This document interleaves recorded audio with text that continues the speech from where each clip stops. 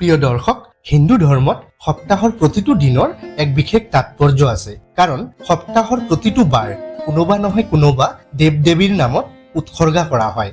আপোনাৰো জন্মবাৰ অনুসৰি কিবা নহয় কিবা শুভ চিহ্ন আছে আৰু এই চিহ্নৰ লগত জড়িত হৈ আছে আপোনাৰ জীৱনৰ সফলতা। আজিৰ এই ভিডিঅ'ত মই আপোনালোকক জন্মবাৰ অনুসৰি আপোনাৰ শুভ চিহ্ন কি সেই বিষয়ে জনাম।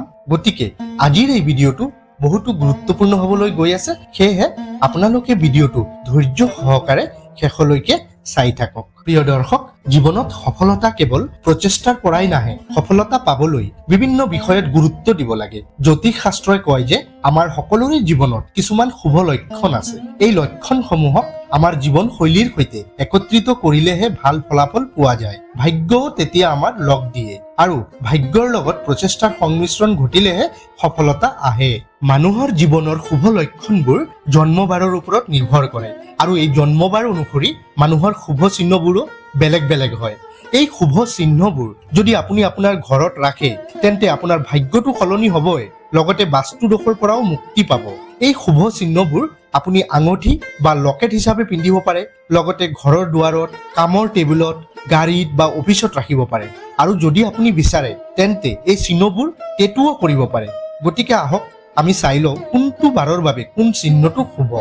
নমস্কাৰ প্ৰিয় দৰ্শক, আপোনালোকে চাই আছে আপোনালোকৰ মৰমৰ চেনেল আমাৰ নিয়ম। আমাৰ নিয়ম চেনেললৈ আপোনালোক সকলোকে স্বাগতম জনাইছো। প্ৰিয় দৰ্শক, আমাৰ 7টা বাৰৰ ভিতৰত 1 নম্বৰ বাৰটো হৈছে দেওবাৰ। দেওবাৰে জন্ম হোৱা সকলৰ শুভ চিহ্নটো হৈছে পদম ফুল। এই পদম ফুলে আপোনাৰ ভাগ্য সলনি কৰাৰ উপৰিও ঘৰৰ বাস্তু দোষ হ্ৰাস কৰে। 2 নম্বৰ সোমবাৰ। সোমবাৰে জন্ম হোৱা লোকসকলৰ শুভ চিহ্ন হৈছে উদিত সূৰ্য। এই উদিত সূৰ্যৰ ছবি এখন আপুনি আপোনাৰ ঘৰত বা কৰ্মস্থলীত ৰাখক। 3 নম্বৰ হৈছে মংগলবাৰ। যিসকলৰ জন্ম মংগলবাৰে হৈছে তেওঁলোকৰ শুভ চিহ্ন ত্ৰিশূল। এই শুভ ত্ৰিশূল চিহ্নটো আপোনাৰ বহা কোঠাত বা দুৱাৰৰ সন্মুখত ৰাখিব পাৰে। 4 নম্বৰ হৈছে বুধবাৰ। বুধবাৰে জন্ম হোৱা লোকসকলৰ শুভ চিহ্ন হৈছে স্বাস্তিক। এই স্বাস্তিক চিহ্নটো আপুনি আপোনাৰ লগত ৰাখিব পাৰে। এই স্বাস্তিক চিহ্নটো অতিকৈ শুভ, গতিকে আন বাৰবোৰত জন্ম হোৱা লোকসকলেও এই চিহ্নটো ব্যৱহাৰ কৰিব পাৰে। 5 নম্বৰ হৈছে বৃহস্পতিবাৰ। বৃহস্পতিবাৰে জন্ম হোৱা লোকসকলৰ শুভ চিহ্ন হৈছে খৰ্গ। এই খৰ্গ আপোনাৰ ঘৰৰ দুৱাৰৰ মূৰত ৰাখিব পাৰে। 6 নম্বৰ হৈছে শুকুৰবাৰ। শুকুৰবাৰে জন্ম হোৱা লোকসকলৰ শুভ চিহ্ন হৈছে ওম। এই ওম চিহ্নটো আপুনি আপোনাৰ ঘৰৰ দুৱাৰ মূৰত ৰাখিব পাৰে। 7 নম্বৰ হৈছে শনিবাৰ। শনিবাৰে জন্ম হোৱা লোকসকলৰ শুভ চিহ্ন হৈছে শংখ। এই শংখ আপোনাৰ ঘৰত ৰাখিব পাৰে বা ডিঙিত লকেট হিচাপেও পিন্ধিব পাৰে। প্ৰিয় দৰ্শক, আশা কৰিছো আজিৰ এই ভিডিঅ'টোৰ পৰা আপোনালোকে নিশ্চয় উপকৃত হ'ব।